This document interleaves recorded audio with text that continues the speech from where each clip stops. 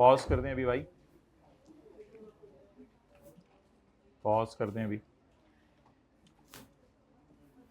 कर लेते हैं वो फिर ऑनलाइन ले लेंगे।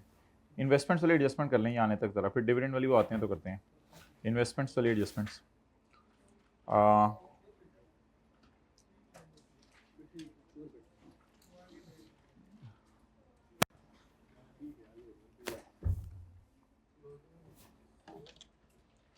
The company has made an investments in Mayfair Limited during the year and irrevocably elected at initial recognition at FET OCI. During the year investment की हैं, इसका मतलब है फिर ये कैश पेमेंट ही होगी जो ट्रायल के अंदर गिवन है। इन्वेस्टमेंट के अकाउंट को बुला लेते हैं नीचे।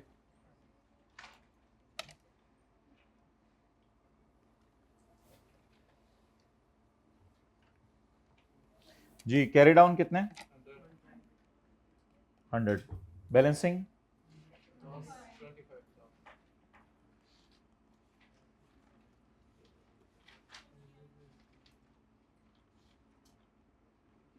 कितना? 25। जनरल एंट्री अगर किसी को याद हो तो भाई इन्वेस्टमेंट क्रेडिट करनी है, इन्वेस्टमेंट क्रेडिट करनी है 25 से। फेयर वैल्यू रिजर्व इन, आप मुझे बताएं कि नुकसान हो रहा है, नुकसान से टैक्स देने की लायबिलिटी बढ़ेगी या टैक्स सेविंग होगी? टैक्स सेविंग होगी, इसलिए इसका नाम defer tax asset slash liability जो मर्जी रख दें। लेकिन ये साइड कौन सी हुआ करेगी ये जरा याद रख लें एक बात, कि इन्वेस्टमेंट अगर क्रेडिट हो रही है तो ये दोनों डेबिट हुआ करेंगे, और इन्वेस्टमेंट अगर डेबिट हो रही है तो ये दोनों, लेकिन ये तो रट्टा प्रोग्राम है, रट्टा प्रोग्राम भी होना चाहिए चीजों में ताकि एरर का चांस ना हो। ये इन्वेस्टमेंट क्रेडिट हो रही है तो ये दोनों डेबिट होंगे, इन्वेस्टमेंट डेबिट हो रही है तो ये दोनों क्रेडिट होंगे। रट्टा प्रोग्राम है, लेकिन रट्टा प्रोग्राम ना रखें। इन्वेस्टमेंट क्या हो रही है? कम, तो नुकसान हो रहा है। नुकसान होने से टैक्स बचता है या टैक्स देना पड़ता है? टैक्स बचता है तो उसकी लायबिलिटी रिकॉर्ड करें या एसेट? और अगर इन्वेस्टमेंट बढ़ जाती ना तो फिर तो आसान था, फेयर वैल्यू रिजर्व क्रेडिट और देने की लायबिलिटी क्रेडिट। तो रट्टा प्रोग्राम भी चलना चाहिए और ये वाला प्रोग्राम भी चलना चाहिए, लेकिन ये P&L से रूट नहीं होती, ये डायरेक्ट OCI को हिट होता है। जी बता दें इधर कितना डालें? 65%, और इधर असल में यूजर्स को ना पूरा गम देने की जरूरत नहीं है। जब कभी फ्यूचर में ये बिकेंगी तो गम आने की वजह से टैक्स भी तो बचेगा ना, इसलिए यूजर्स को पूरा गम 25 देने की जरूरत नहीं है। उन्हें ये ना बताएं यार गमगीन हो जाओ 25 से। और ये ना मैं ऐसा करता हूँ, आपको पेज नंबर इसका बता देता हूँ जहाँ पे हमने ये कॉन्सेप्ट किया था, ताकि मसला पर इस पे हल हो जाए।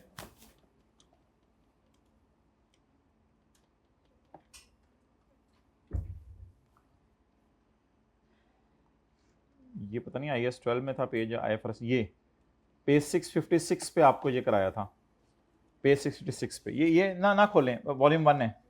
इन्वेस्टमेंट डेबिट होके ये दोनों क्रेडिट हो रहे थे और इन्वेस्टमेंट क्रेडिट होके ये दोनों डेबिट हो रहे थे।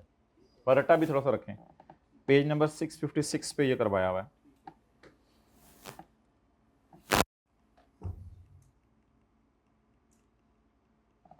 जी बताएं फिगर्स।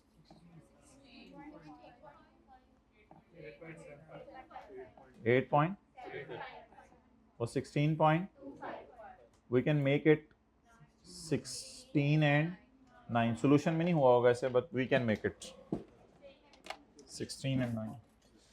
चलें जी डबल एंट्री पोस्ट करें। इन्वेस्टमेंट क्रेडिट हो गई। अब बाकी पोस्टिंग कर दें। Fair value reserve in OCI कितना? 16। Fair value reserve in OCI debit and DTA या DTL डेबिट। इन्वेस्टमेंट के अगेंस्ट जो मर्जी समझ लें।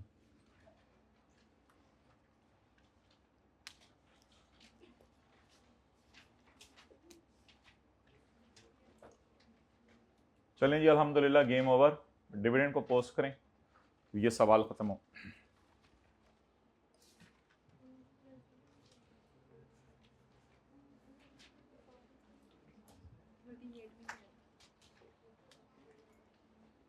अच्छा, अब आप मुझे ये बता दें, एंट्री देख लें दोबारा। इन्वेस्टमेंट क्रेडिट, यूजर को गम पूरा क्यों नहीं दिया? क्योंकि जाहिर बात है जब भी कभी ये बिकेंगी गम आएगा, गम रिकॉर्ड करेंगे, गम रिकॉर्ड करने की वजह से टैक्स सेव होगा। तो गम 16 और एसेट बुक बना के रख लें, कितना 9। तो DTL अकाउंट लकीली अनलकीली चल रहा है, तो DT एक क्रिएट किया /L डाल के DTL डेबिट। एसेट बुक करने का एक तरीका ये भी होता है ना, लायबिलिटी कम कर दो। अच्छा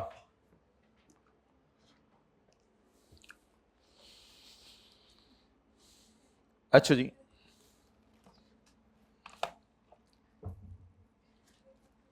ये तो अगले साल का डिविडेंड है, ये हमारे साल के प्रॉफिट्स में से अगले साल फाइनल डिविडेंड देंगे, इसलिए इसको इग्नोर करें। अच्छा, वैसे डिविडेंड आने कहां है ये पहले बता दें। यहां पे प्रॉफिट आफ्टर टैक्स आएगा, बल्कि अब तो बड़े हो गए हुए हैं, यहां पे TCI आएगा, यहां पे पैट आएगा, और यहां पे वो एंड पे उंगली से ले आएंगे, उसकी टेंशन ना लें। तो यहां TCI आएगा और यहां पर डिविडेंड आएगा। लेकिन डिविडेंड ये कौन सा साल चल रहा है? 3/15। तो यहां फाइनल किस साल का आएगा? 30/14।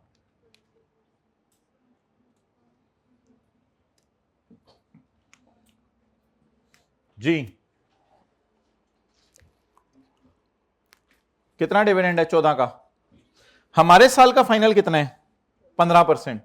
और पिछले साल का फाइनल वो कब मिला होगा? हमारे साल। प्रपोज का मतलब क्या लें? पेड। प्रपोज का मतलब क्या लें? वही जो कंसोलिडेशन में रूल था, ठीक है। प्रपोज का मतलब क्या लें? जब तक पेएबल साथ लिखा ना आ जाए, हमेशा डिविडेंड क्या होगा? पेड होगा। जब भी सवाल साइलेंट है, पेड हो गया। कितना जी? 20%। अब शेयर कैपिटल पकड़ें और उस पर 20% लगा दें। शेयर कैपिटल जरा 20%, 12,000।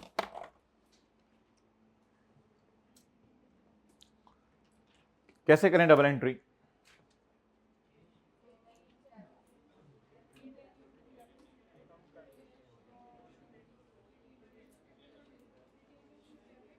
रिटेन्ड अर्निंग डेबिट, ठीक है, वहां जाके और कैश क्रेडिट कर दें, यानी पैसे अब बांट दें लोगों को बुला के। यानी वो कैश की एंट्री अकाउंटेंट भूला होगा, पेएबल रिकॉर्ड कर लें, पेड लिख के पेएबल रिकॉर्ड कर लें। मेरे भाई एक बात याद रखिएगा, माय डियर, एक बात याद रखिएगा कि हम खड़े हैं यहां और हमने बिल्कुल 20% अनाउंस कर दिया है। इतने अच्छे नहीं होते वो कि 11 महीने तक हमारा इंतजार करें पैसे देने का, और जब अनाउंस होता है 2-4-10 दिन में साथ ही क्या हो जाता है? पे हो जाता है। वैसे भी जब सवाल साइलेंट हो तो प्रोपोज का मतलब क्या बताया था, और पेड की एंट्री अकाउंटेंट भूलता, बिल्कुल वही वाली लॉजिक। अब बता दें, पेड की एंट्री अकाउंटेंट भूलता नहीं, अकाउंटेंट ने एंट्री कर ली हुई है, अब मैं क्या करूं?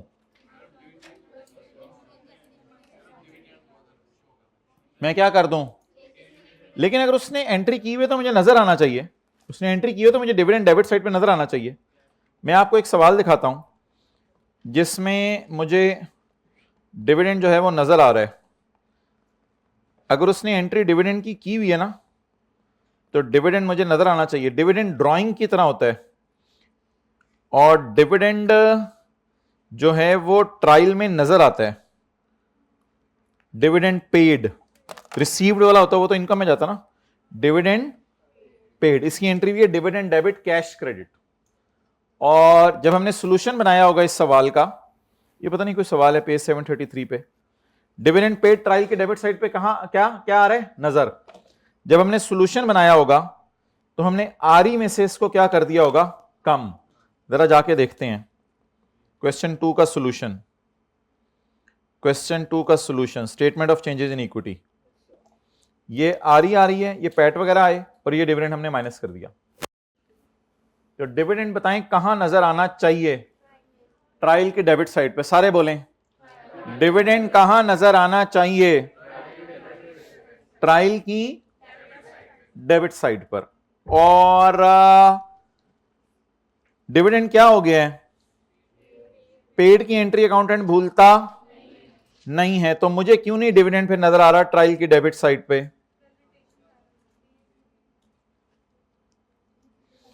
अच्छा, पास पेपर क्वेश्चन 2 में मुझे बताएं कि अकोमोडेशन नजर नहीं आ रही। पास पेपर क्वेश्चन 2 में अकोमोडेशन कॉस्ट मॉडल यूज हो रहा है, लेकिन उसने ये नहीं लिखा हुआ कॉस्ट है, उसने लिखा हुआ कॉस्ट मॉडल यूज हो रहा है। पीपी में अकोमोडेशन अगर नजर नहीं आ रही तो इसका मतलब है हमारे ऐसे डेप्रिशिएट ही नहीं होते हुए होंगे, लेकिन अकोमोडेशन नजर क्यों नहीं आ रही?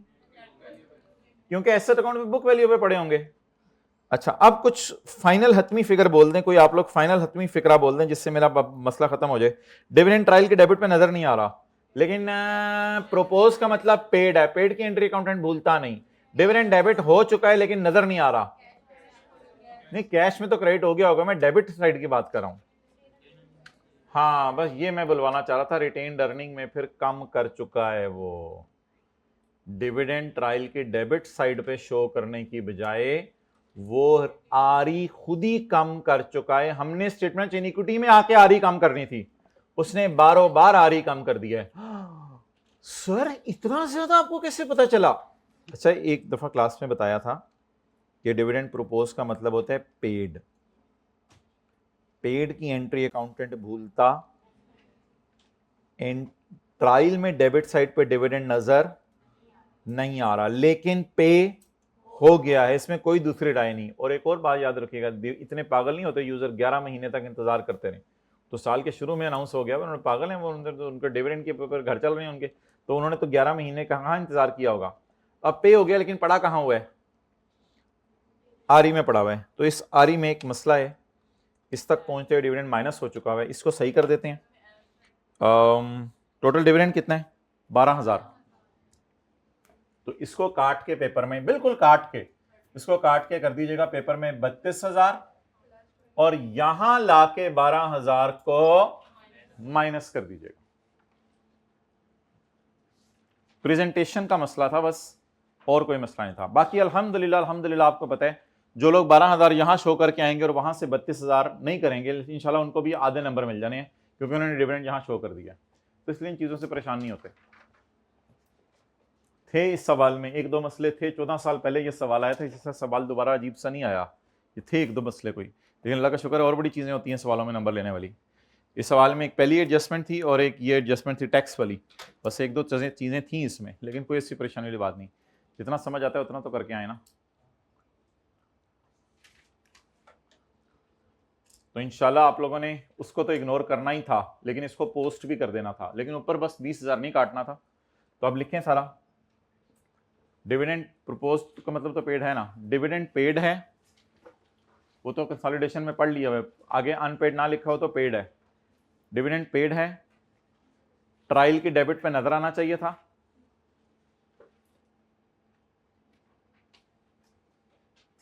नहीं नजर आ रहा तो आरई में कम हुआ है। डिविडेंड पेड है, ट्रायल की डेबिट साइड पे नजर आना चाहिए था, नहीं पड़ा हुआ तो आरई में कम हुआ है।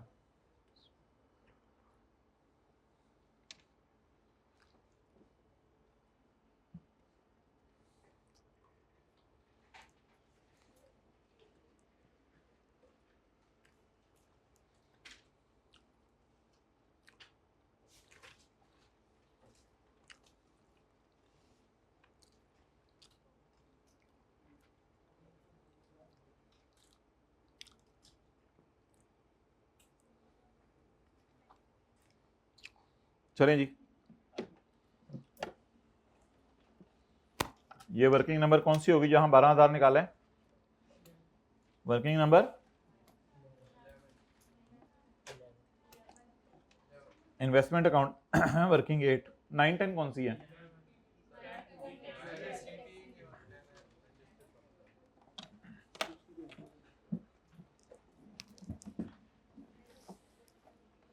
टोटल्स करते हैं, सवाल खत्म हो गया।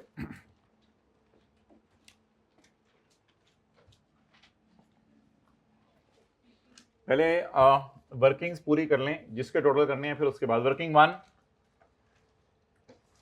जल्दी बताएं। वर्किंग 1 फारग है। वर्किंग 2 किसकी है, जल्दी बोलें। हो गई। वर्किंग 3 DTL कर दो, फिर कैरी डाउन 2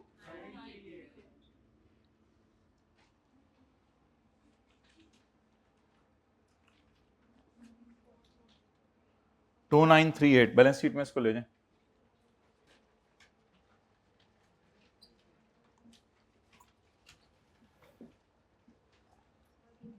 वर्किंग 4 सेलिंग हो गई। Working 5 PP। अब आसान सा काम रह गया, इसको फारग करें जल्दी से। जी बताएं।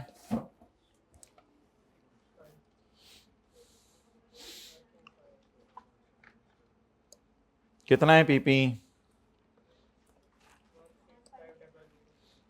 ये total 695।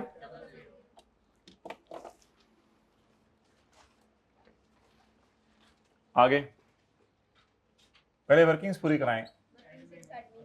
Working 6 admin. Working 7 tax expense कराएं। टोटल 6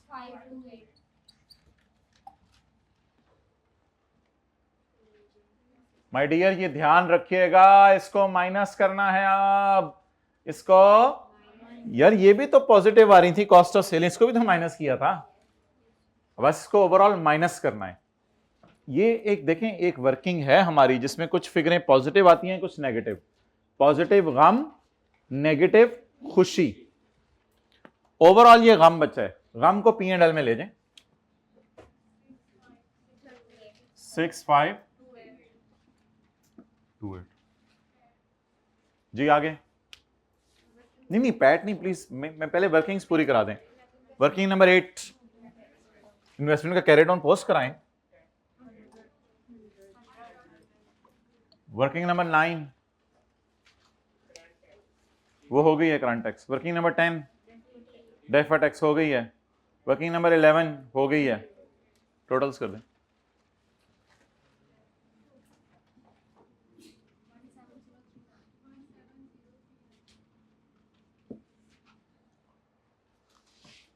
अच्छा जी, अब इन दोनों नदियों को कहां लेके जाना है?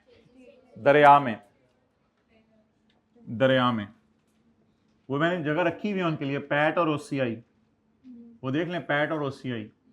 वो उधर देखो ना बेटा, उधर देखो, पैट और, इसको ऐसे करके ले जाए। 17039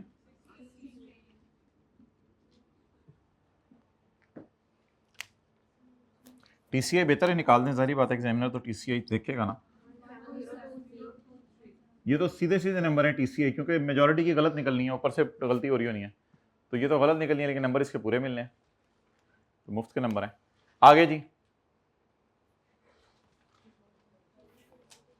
ये चीज आपने आज जरा रिवाइज होगी कि इन्वेस्टमेंट में जब टैक्स का रेट दिया हो तो फिर वो एंट्री किस तरीके से करनी है। IAS 12 के भी 1-2 पास पेपर हैं, अगर आपने रिवाइज किए हो घर में, उनमें भी ये एडजस्टमेंट है। जी बोलें आगे। चेंजेस इन इक्विटी का total.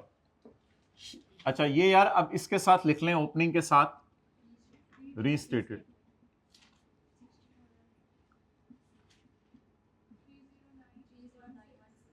Three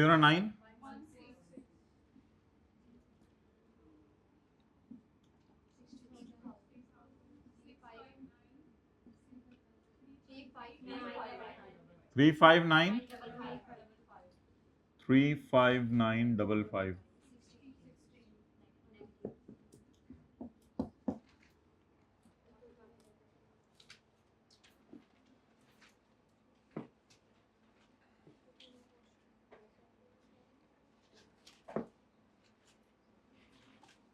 G share capital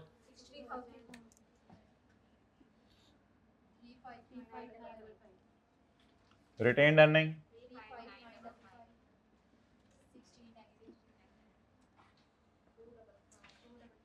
इधर से 50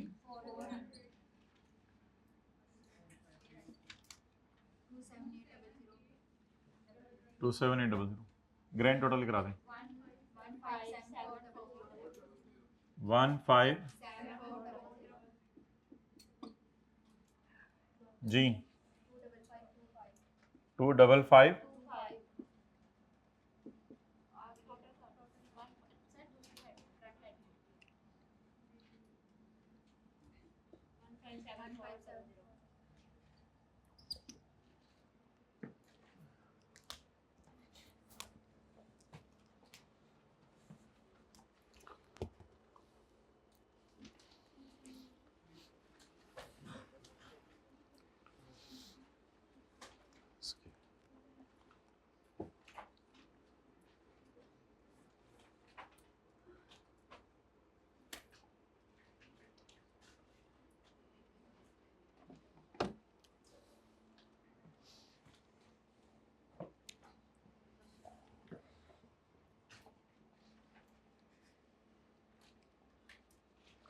अच्छा जी, इस सवाल में जो नोट्स बन सकते थे अगर मांगता, मैं शुरू करने लगा हूँ नोट्स में। फिक्स्ड एसेट्स के नोट्स थे किताब में, उसमें कोई एसेट्स बिके हैं जिनकी बीवी 5 लाख से ज़्यादा है?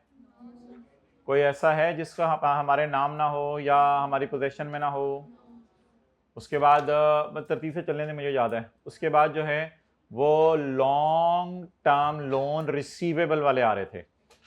तो लॉन्ग टर्म लोन रिसीव, मैंने तो इस तरह याद किया हुआ है, डायरेक्टर्स से कोई रिसीवेबल हैं, उनका पर्पस वगैरह बताना हो और रिकॉन्सिलिएशन देनी हो, इस तरह याद है मुझे, तो अल्लाह का शुक्र है। और इसी साथ एसोसिएट्स को कोई लोन दिए हुए हैं या रिलेटेड पार्टीज को, जिनका नेम, टर्म्स और कोलैटरल, प्रोविजन और बैड डेट राइट ऑफ बताना हो, कोई ऐसा दिया हुआ है।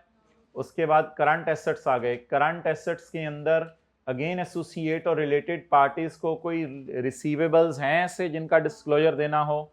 शेयर कैपिटल में कैश कंसिडरेशन और अदर देन कैश और bonus shares, authorise share capital, ऐसा कुछ डाटा अवेलेबल है?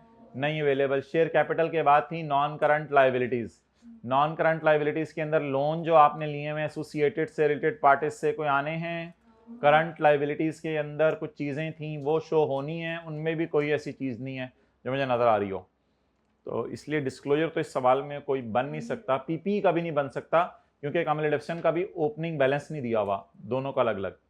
तो पीपी का भी डिस्क्लोजर नहीं बन सकता। वो जो नोट बनता होता है ग्रॉस कैरिंग अमाउंट और अकमुलेटेड डेप्रिसिएशन, एक डिस्क्लोजर बस बन सकता है, वो आप लोगों ने बता दिया था सवाल में शुरू में ही, फाइनल डिविडेंड। फाइनल डिविडेंड का डिस्क्लोजर बन सकता है इवेंट्स आफ्टर रिपोर्टिंग डेट, और इवेंट्स आफ्टर रिपोर्टिंग डेट लिख के उसमें बताएंगे कि डायरेक्टर्स ने फलां डेट को इतना डिविडेंड अनाउंस कर दिया है। और उसमें फिर बेहतर है कि आप लोग शेयर कैपिटल को परसेंटेज से मल्टीप्लाई भी करके आए ताकि डिविडेंड पता भी चल जाए अमाउंट में कितना है, जैसे कि पास पेपर क्वेश्चन 10 और 18 में हमने किया था।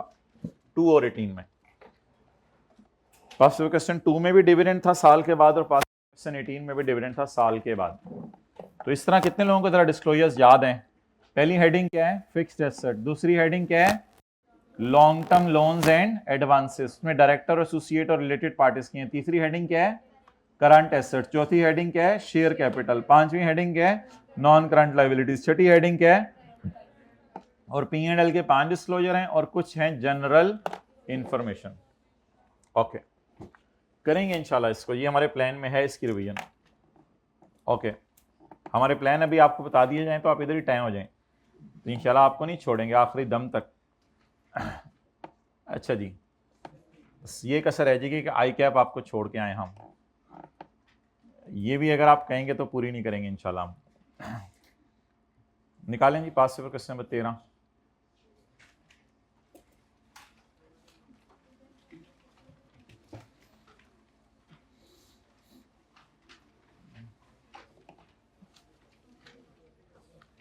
ये जी लेटेस्ट एंड में इस तरह का सवाल आया था, पास पेपर क्वेश्चन नंबर 13 जो आपको कराया था अभी 18। The following information has been extracted from the draft financial statement of Shaheen limited for the year ended 31 दिसंबर 2014। 31 दिसंबर 2014 की ये इंफॉर्मेशन है। Share capital, retained earning, trade payables, accruals and provisions, taxation PP, patents, trade receivables, inventory prepayments and advances, deposits, prepayments and other receivables, cash and bank balances. Prepare a balance sheet in accordance with IFRS and company's ordinance. Notes are not required. Notes required नहीं है. अच्छा जी, closing stock damage goods का 300 रुपए 3 million का है जो cell किया जा सकता है 2.5 का, लेकिन इंक्लूड कितने पे है? कॉस्ट पे. लेकिन बिक सकता है 2.5 माइनस 0.4. तो इसमें कौन सी एडजस्टमेंट करेंगे? NRV loss. अच्छा जी, तो an impairment test was perform, fair value and value in use was इतने, तो इससे इंशाल्लाह इंपेयरमेंट की फिगर निकल आएगी. इस सवाल को जब लास्ट टाइम करवाया था तो बच्चों को बताया था करंट में एरर्स हैं, तो करंट ईयर की एरर्स P&L में सही करने की बजाय बुरी में रिटेन में इसलिए सही कर रहे हैं कि P&L के आइटम ही नहीं दिए हुए. क्वेश्चन 18 में यही था, 100% यही पैटर्न आएगा आपने रखा. क्वेश्चन नंबर 18, बैलेंसेस दिए हैं मैं बैलेंस शीट के, और उसके बाद करंट ईयर में एरर्स हैं. No entries have been made in respect of this, feeding cost were also capitalised. ये सारी करंट ईयर की एरर्स दी हुई थी. सारी current was recorded as other income, was erroneously credited to sale, और उसके बाद ये डिविडेंड की सांसी एडजस्टमेंट दी हुई थी, और डेट ऑफ अप्रूवल दिया हुआ था, और ट्रेड एंड अदर पेबल्स में अनक्लेम्ड डिविडेंड पड़ा हुआ था. ये 2-3 डिस्क्लोजर की एडजस्टमेंट्स थी, और बाकी उसने करंट ईयर की एरर्स बताई हुई थी. इनको भी हमने आरई में सही किया था जाके इस सवाल में, जिससे हमने ये सवाल किया था. तो पास्ट ईयर की एरर्स तो कहां सही करनी होती हैं? आरई में. लेकिन अगर करंट ईयर के सेल, कॉस्ट ऑफ सेल, खर्चे वगैरह ना गिवन हो तो मजबूरन वो गलतियां भी कहां सही करनी होती हैं? आरई में. जी माय डियर, माइक बंद हो गया. एलसीडी भी बंद हो गई है. बंदा उधर भेजें या आप सबको इधर लेके आ रहे हो? माय डियर, मैं पूछ रहा हूं एक बंदा उधर आपकी तरफ भेजें या आप सारे बंदे लेके हमारी तरफ आ रहे हो? जैसा पसंद करो आप. आवाज नहीं जा रही. ओके.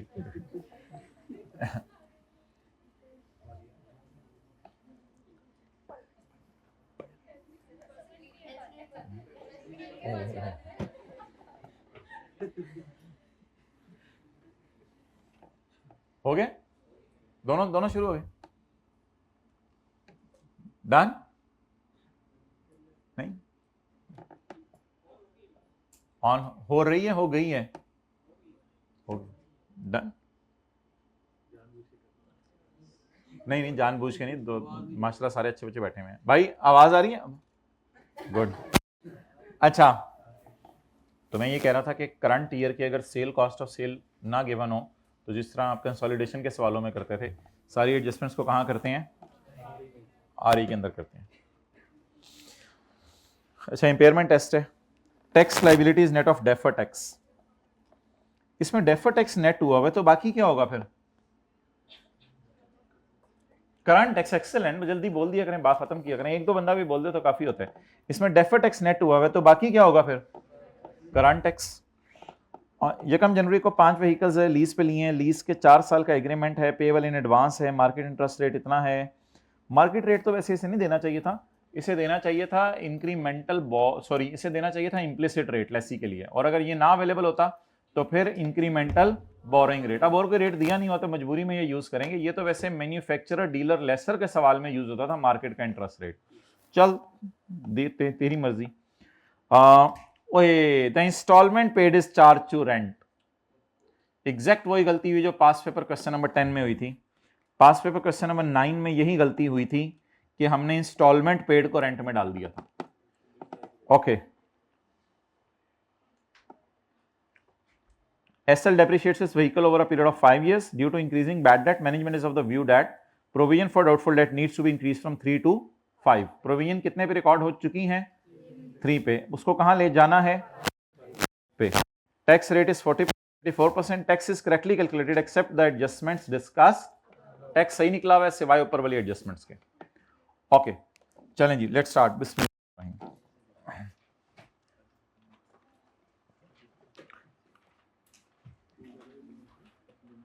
क्या नाम है जी? Shaheen limited. Statement of as on 2014। अच्छा जी, नॉन करंट एसेट्स में क्या क्या है? आगे चलो। पेटेंट्स, आगे चलो। करंट एसेट्स, ये लीज वगैरह भी आनी है ना, जगह छोड़ दें। करंट एसेट्स जी, inventory, trade receivable, prepayments and और कैश एंड बैंक जी, शेयर कैपिटल,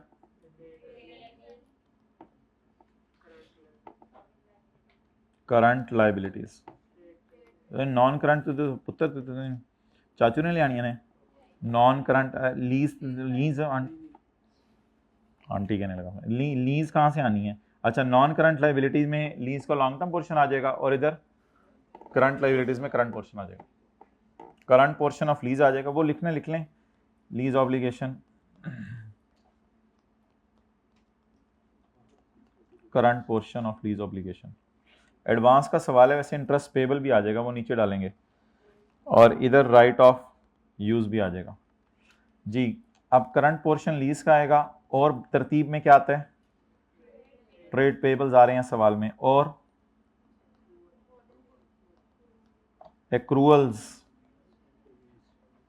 एक्रूअल्स एंड प्रोविजंस।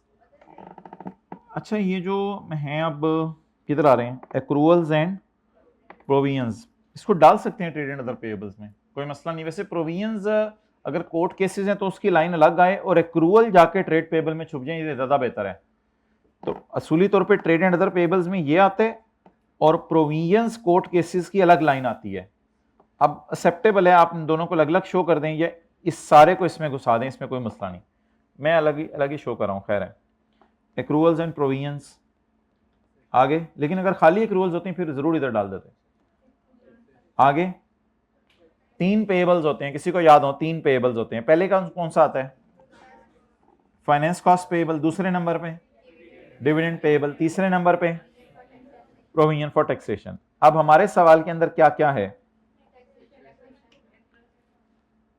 पहले डिविडेंड, फिर पहले इंटरेस्ट, वो लीज का आ जाएगा, लीज का आ जाएगा, इंटरेस्ट पेएबल, और डिविडेंड है नहीं, टैक्स पेएबल की जगह लफ्ज प्रोविजन फॉर टैक्स, नोट करें।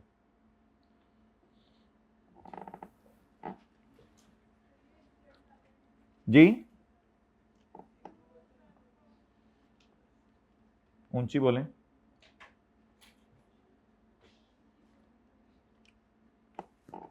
चलें जी,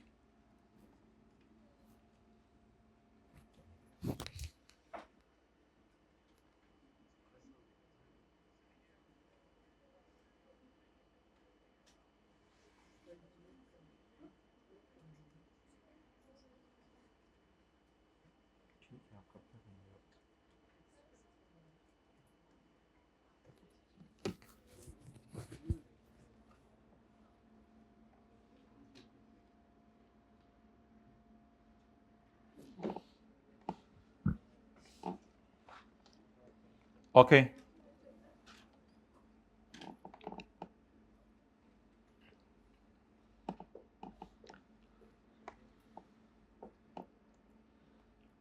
बस अब एंट्रीज ना छोटी छोटी करके यहीं लिखते हैं, अब मैं वो ज़्यादा भी नहीं जा रहा। Cost of sale debit, inventory credit, NRV loss बता दें। चलें प्रॉपरली कर लें, सवाल करना है तो। वर्किंग वन खोल लें, आरी सवाल वाली उठा लेंगे, उसमें प्लस माइनस करते रहेंगे। वर्किंग 2, आरी के नीचे 7-8 लाइनें छोड़ दें। वर्किंग 2 जी, एनआरवी लॉस बोलें। Cost 3, NRV 2.5 minus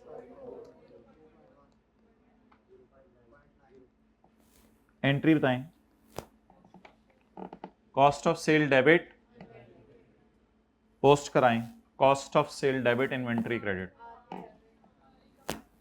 cost of sale, recording of NRV loss, जैसे एसआरई सीआरई में छोटा छोटा लिखते थे ना, उसी तरह रिकॉर्डिंग ऑफ एनआरवी, बोलें बोलें बोलें बोलें, आरई डेबिट और इन्वेंट्री डबल एंट्री पोस्ट हो गई।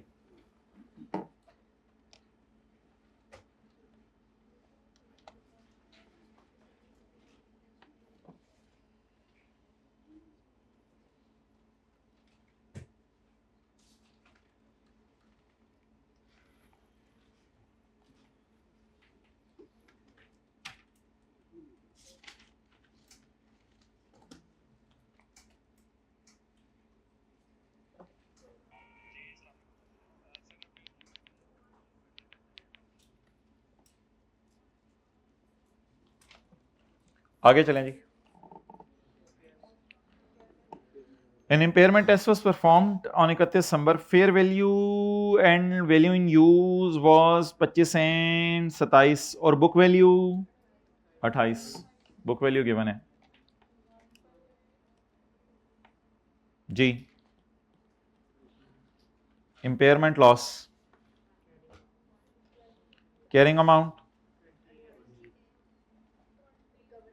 Recoverable amount, higher of value in use, fair value less cost to sell जी। 25 27 तो 27 25 बोलो, 27 25 एक का इम्पेयरमेंट लॉस आ गया। आरई डेबिट पेटेंट क्रेडिट,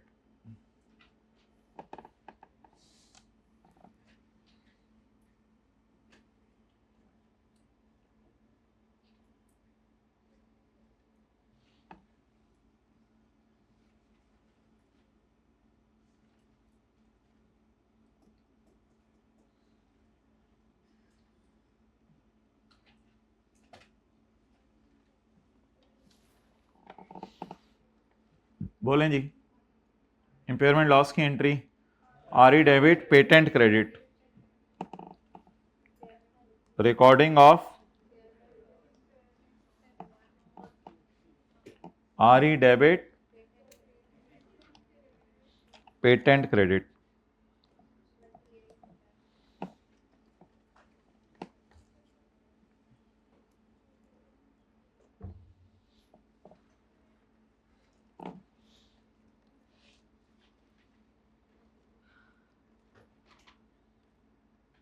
फारिग करें भाई, सवाल कुछ इतना टाइम नहीं लगाना, अगली एडजस्टमेंट पढ़ें।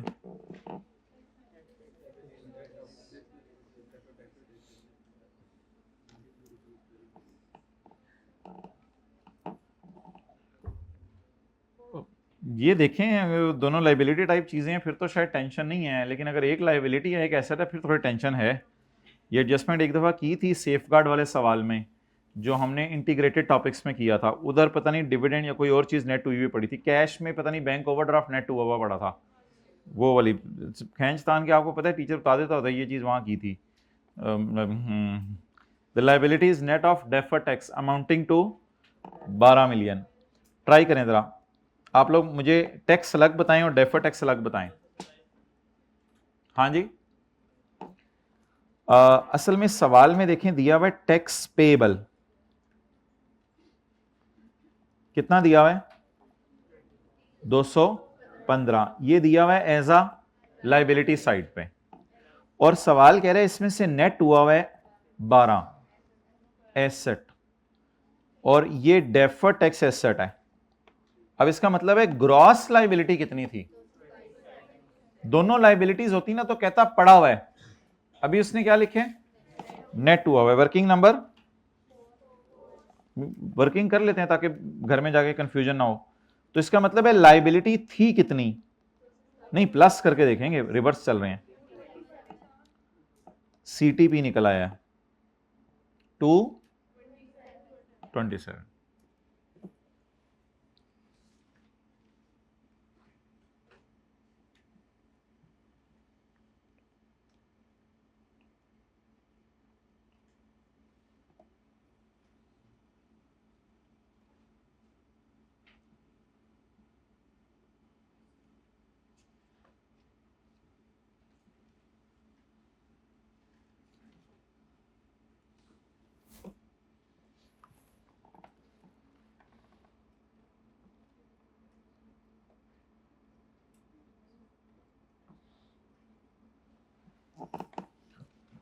हो गया?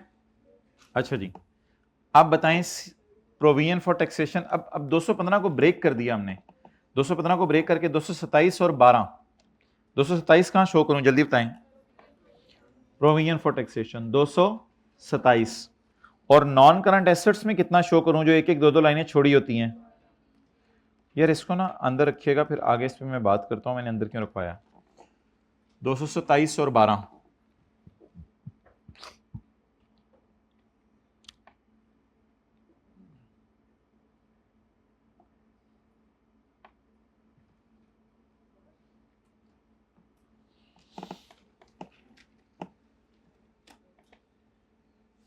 चलें जी आगे बढ़ें।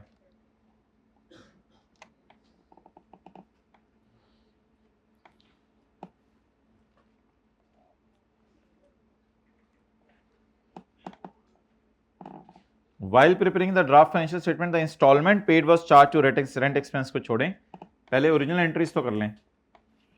On यकम जनवरी 14, 5 vehicles of 8.5 million each on lease, each नहीं है, और वैसे भी कॉस्ट इग्नोर करनी है हमने, तो पीवी निकालनी है। लेसी के सवाल में कॉस्ट फेयर वैल्यू इग्नोर करते हैं, याद आ रही है लीज थोड़ी थोड़ी। As per the lease agreement 4 instalment 2.5 are payable annually on advance on यकम January each year. The market rate is 14%। Working number 5, PV plus 1 minus 1 point raise to power minus 3, बाकी 3 किस्तें रह गई हैं।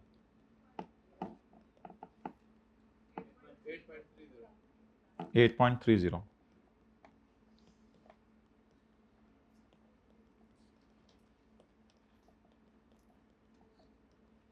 जी बोले यकम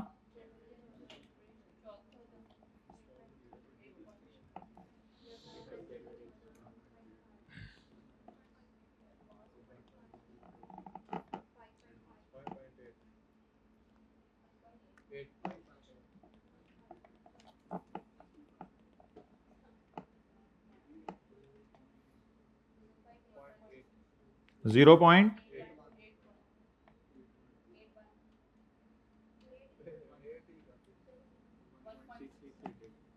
पॉइंट, जब 2.5 में से 0.8 ही माइनस करें ना,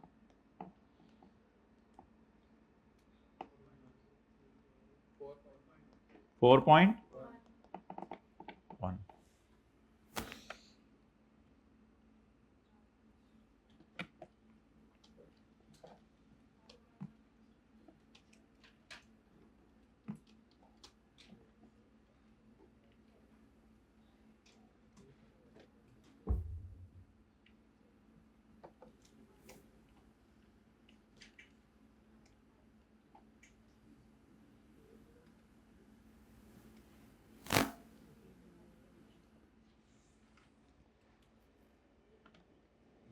जी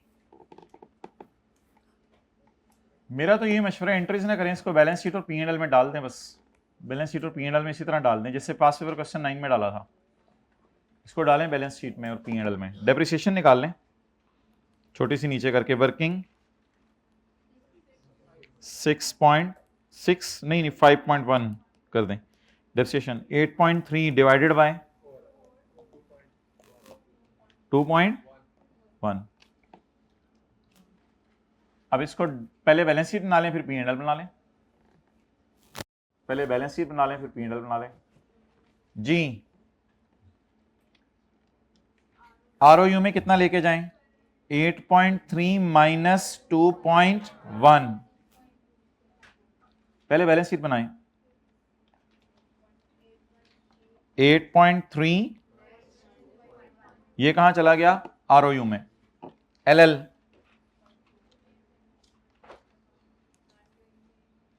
करंट नॉन करंट,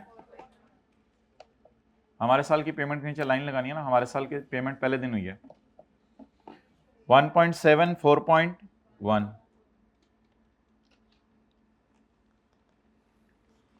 आगे वर्किंग का रेफरेंस साथ साथ कुछ दे दीजिएगा। आगे एक्सेलेंट, बैलेंस शीट में इंटरेस्ट पेएबल भी जाएगा 0.8।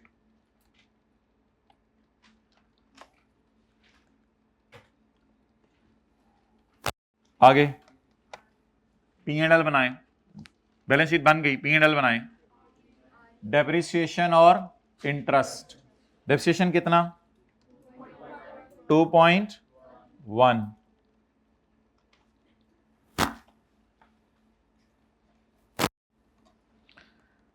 रिकॉर्डिंग ऑफ 2.1 और रिकॉर्डिंग ऑफ इंटरेस्ट P&L में डालूं या RE में कम कर दूं, कितना 0.8।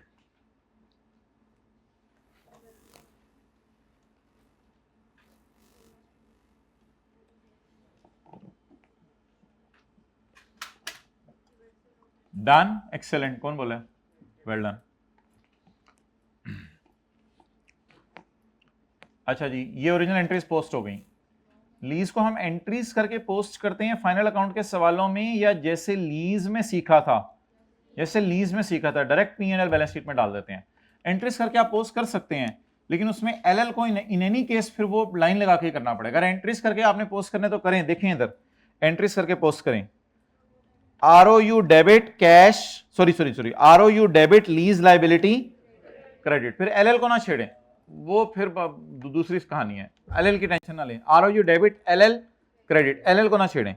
दूसरा LL डेबिट कैश क्रेडिट हो चुका है, वो भी आपको बताता हूं, एंट्रीज करके पोस्ट करा रहा हूं। तीसरी entry interest debit interest payable, interest debit, देखो ना भाई इंटरेस्ट लो, interest debit interest payable credit, depreciation debit accumulated depreciation, LL को छोड़ दें, LL उसी तरह लाइन लगा के ये दोनों फिगर्स निकाल लें। अगर किसी को एंट्रीज करके करने का शौक है, यस पूरा करे, मैं दोबारा बताने लगा हूं। ROU डेबिट LL की टेंशन ना लें। दूसरा LL डेबिट कैश, LL की टेंशन ना लें, कैश की एंट्री अकाउंटेंट कर चुका होता है। चौथा तीसरा interest debit interest payable credit, ये 0.8, डेप्रिसिएशन डेबिट अकमुलेशन क्रेडिट। और ये एंट्रीज अगर किसी ने एंट्रीज करके पोस्ट करना है, लेकिन LL को फिर नहीं पोस्ट कर सकेगा, क्योंकि ब्रैकेट लगा के पता नहीं इधर कुछ चीजें लिखता रहेगा, वो तो परेशानी होगी। ओके, इन द लास्ट, आखिरी चीज, सवाल वाला कह रहा है कि मैंने इंस्टॉलमेंट पेड को रेंट में डाला है, यानी उसने रॉन्ग एंट्री क्या किया है, रेंट डेबिट कैश क्रेडिट या बैंक क्रेडिट। 4 की बजाय उसने 1 एंट्री कर ली। अब कैश क्रेडिट उसने भी कर दिया, हमने भी करना था, बस रेंट जो वो डेबिट कर चुका है उसको क्रेडिट कर दें। रेंट क्रेडिट करने का मतलब है खुशी।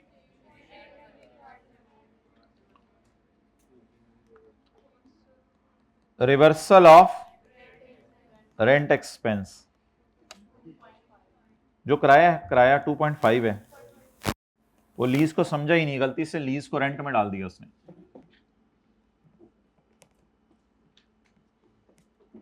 ओके, अल्लाह का शुक्र है पास और क्वेश्चन 9 में भी यही किया था, लेकिन वहां RE नहीं थी, वहां डायरेक्ट P&L में चीजें जा रही थी। और वहां आपको याद है ट्रायल के फेस पे रेंट नजर आ रहा था, पता नहीं ऐसे बैठे थे, देखें नहीं, जिन्होंने यस बोले उनको याद आया है, ये नहीं कि याद नहीं आया। ट्रायल के फेस पे आपको याद है रेंट नजर आ रहा था, तो इसमें से हमने माइनस कर दिया था ये 7,000, और बाकी अल्लाह का शुक्र है गलती वही हुई थी कि रेंट को आपने रेंटल एग्रीमेंट समझ लिया लीज को, हालांकि वो रेंटल एग्रीमेंट नहीं था। पॉज करो, शुरू हुई। अच्छा बस पीछे क्या रह गया, 1 एंट्री रह गई है। Due to increasing bad debt बढ़ रहे हैं बहुत ज्यादा, रोए थोड़ा सा भाई, सही तरह रो के खा यार, इन्होंने रोना नहीं आता, करीब आओ, मर्दों की तरह रो, इधर आ गया, आगे आना नहीं है। ड्यू टू हाँ जी, एडजस्टमेंट ई। अब असल में व्हीकल्स यही वाली हैं ना, तो उनको वो कहते हैं मैं 5 साल पर डेप्रिशिएट करना है। तो सवाल अच्छा आपका सवाल है, सवाल है कि जिस वक्त ओनरशिप ट्रांसफर ना होनी हो तो शॉर्टर ऑफ लीज टर्म, और तो इस वजह से मैंने शॉर्टर पे किया। बहुत घर से कॉल आ रही है, आप लोग अगला पॉइंट पढ़ देखें क्या करना। अच्छा जी, प्रोविजन का टी काउंट जिस तरह मर्जी आप लोग चलाएं, मैं तैयार हूं, मुझे चलवाएं। 3 से 5% पे लेके जाएं, जरा पहले मुझे हेल्प आउट करें। 3 से 5% पे लेके जाएं। ये सवाल ना दिखाइएगा, बहुत से लोगों का रोना निकल जाना है। मुझे अभी तक वो शक्लें याद हैं जो उस दिन बैठी हुई थी। यार जाने दें, यार जाने दें, इसको मिटा दें, इसको मिटा दें। इस सवाल के बाद हमें पता चला था बैलेंस शीट एज ऑन होती है, वरना हम फॉर द ईयर ही समझते रहते पूरी जिंदगी। इस सवाल को नहीं देखना, नजर लग जाएगी। Okay, we are very excited, we can prolong it till fajr. अच्छा, due to increasing bad debt, the management is of the view that provision for doubtful debt needs to be increased to from 3 to 5%। अच्छा, मैं तो आसान सा काम करवाने लगा था, लेकिन अगर आपने प्रोविजन का अकाउंट बनाना है तो वो भी मैं बना देता हूं। मैं आसान सा काम मैं कर, देखिए ना, माइंड तो जहां मर्जी जाए। ये फिगर इस वक्त 97% पे पड़ी हुई है। ये फिगर 90 इंक्रीज फ्रॉम 3 टू 5। अच्छा, तो ये फिगर इस वक्त कितने पे पड़ी हुई है? 90। मगरिब तक ही खत्म कर देते हैं। ये फिगर किस पे पड़ी हुई है? 97 पे। इसको किस पे लेके जाना है? 95 पे। तो देख लें, डिवाइड बाय 97 मल्टीप्लाइड बाय 2 कर दें, वो भी चलेगा। अगर नहीं तो फिर 97 को 95 पे ले जाएं, फिर दोनों का डिफरेंस ले लें। उस तरह ज्यादा अगर कंफर्टेबल है उस तरह कर लें। ये फिगर 97 पे पड़ी हुई है, मैंने इसको किस पे लेके जाना है? 95 पे। ये फिगर कितनी है? 630। ये फिगर किस पे है? मुझे 617। लेकिन अब 630 और 617 का डिफरेंस इज लॉस। 630 और 617 का डिफरेंस इज लॉस।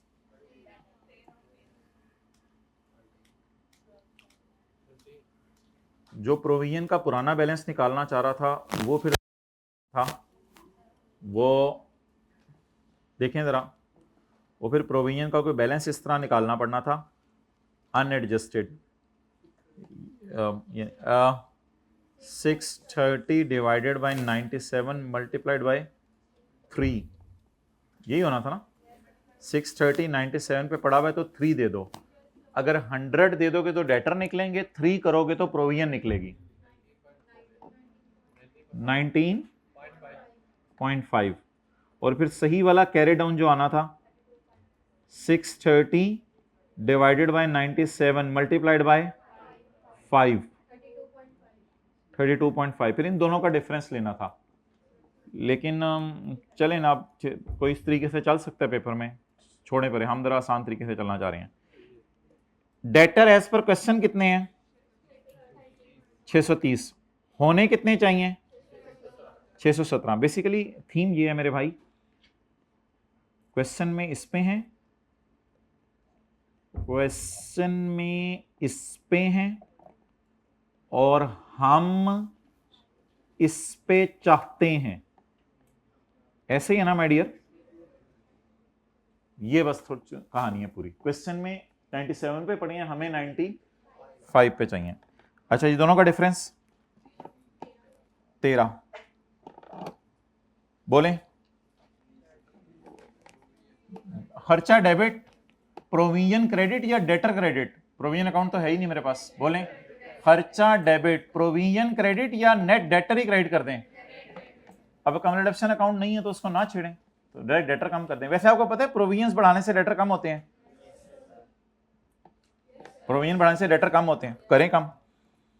प्रोविजन बढ़ाएं, खर्चा 13। वो उधर कड्डा था। प्रोविजन खर्चा डेबिट, डेटर क्रेडिट कितने से? -13।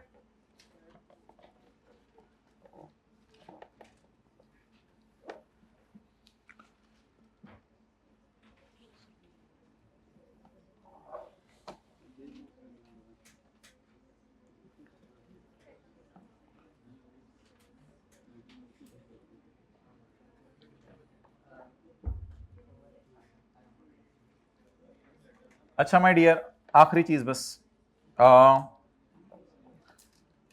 ये क्या करें, कहते हैं टैक्स रेट 34% है, टैक्स ऊपर वाली एडजस्टमेंट्स के अलावा सही कैलकुलेट हुआ है?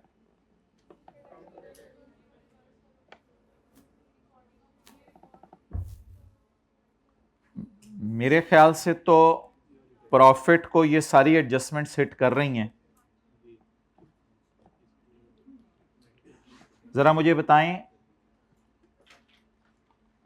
ओवरऑल प्रॉफिट, अनएडजस्टेड फिगर ना बताइएगा मुझे बताएं ओवरऑल प्रॉफिट बढ़ रहा है या कम हो रहा है? कितने से? 15.3। कोई आचा बाचा क्लास का एक्सेप्ट यू मैंने को पता नहीं यू कौन सोचा हुआ है। अच्छा, कोई अच्छा बच्चा क्लास का, रशीद इन कूर के क्यों देख रहे हैं पुत्र, इनको बस जमा किया है आप भाई। Done, okay. अच्छा मुझे ये बताएं, प्रॉफिट क्या हो रहा है? प्रॉफिट कम होने से टैक्स कितने से कम होगा? ये किताब पे ही ठोक लें, टैक्स कितने से कम होगा? वर्किंग नंबर 6 कर लें प्रोग्राम शुरू हो गया। आप कर ली भी है, 7 कर लें, 5 इंटू 30 5.2।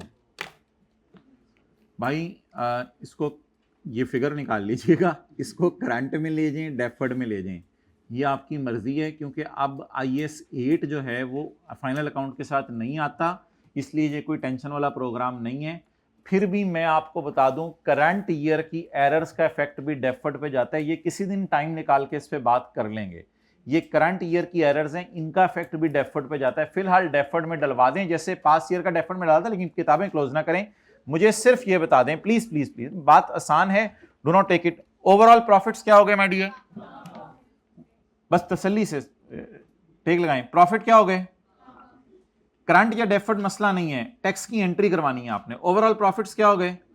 प्रॉफिट कम होने से टैक्स कम होने की मुझे एंट्री करवाएं, टैक्स कम होने की एंट्री मुझे यहीं करवाएं, वर्किंग नंबर 7 में टैक्स कम होने की एंट्री।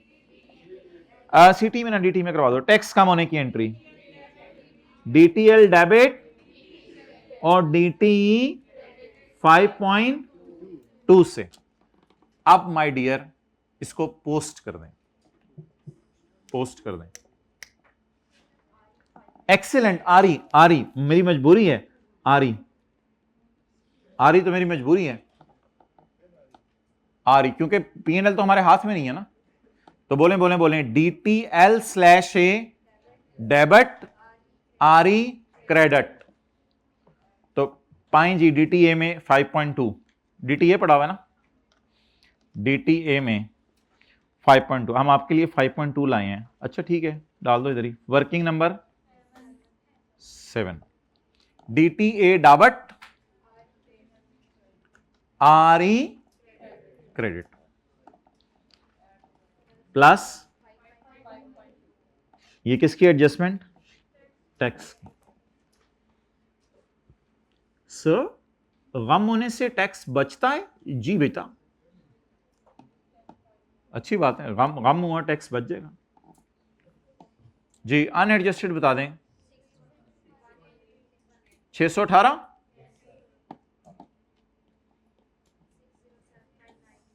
6 छोटी तेरी मेरी कुत्ती मंडे तक। कल इंशाल्लाह कोई टाइम निकालिएगा, एमसीक्यूज कर लेंगे। कौन से एमसीक्यूज? कौन से? कोई है ही नहीं, कोई है ही नहीं। IFRS 15 के तो नहीं करने अभी। 607.9 चपेड़ बैलेंस शीट टोटल कर ले, सवेर दा लगे तू की करन लगे। 607.9 कितना है? 607.9। चलें कोई अच्छा, एक मिनट बस, क्या करना था ये देखो, पीपी कोई बता दें। 187 पेटेंट, शुरू करो भाई। 6.2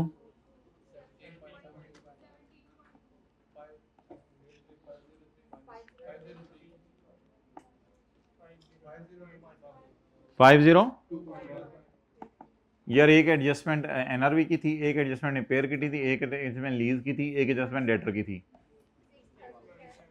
6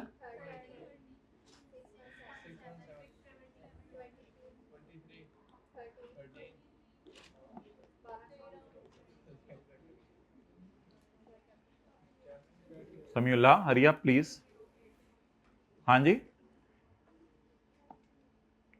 क्या क्या? चलें, शेयर कैपिटल ताज़ीम, ट्रेड पेबल्स 6, प्रोविजंस एक्रूवल्स